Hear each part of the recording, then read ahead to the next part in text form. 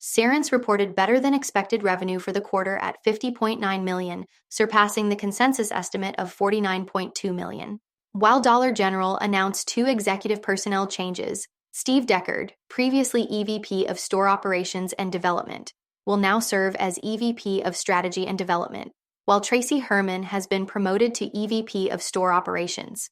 These changes come as the company focuses on a store refresh in 2025 called Project Elevate, aimed at enhancing performance in mature stores that are not yet old enough for full remodels.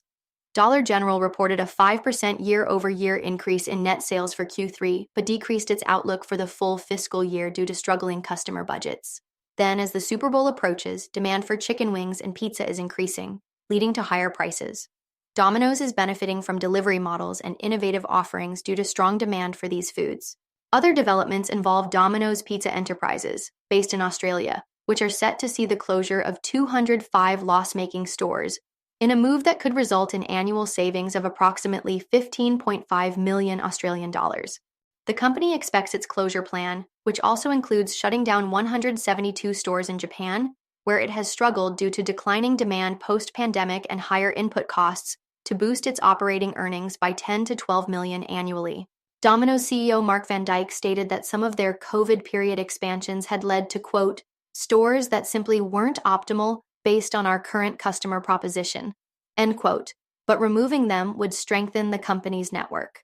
Over to Faraday Future Intelligent Electric Trading under its NASDAQ symbol, FFIE, which has plans to change its NASDAQ ticker symbol to FFAI on March 10, 2025, and host an FF Open AI Day on March 17th. The company aims to showcase its current and future AI strategy at the event, while also inviting AI industry partners to explore open-source ecosystems and AI applications in vertical sectors like mobility.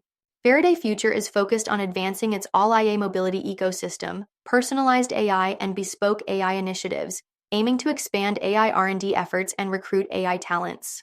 Meanwhile, Guardforce AI's secured logistics subsidiary, Guardforce Cash Solutions Security Thailand Company Limited, renewed contracts with the Government Savings Bank in Thailand. Under the renewed agreements, GFCS will continue to provide cash center operations and secured logistics services for coins under 2 to 3 year multi-million-dollar contracts. The company currently supports over 1,000 GSB branches across Thailand by providing ATM replenishment, maintenance, and coin services. For more on Guardforce and these other companies, follow Ascencore. Thanks for watching and have a nice day.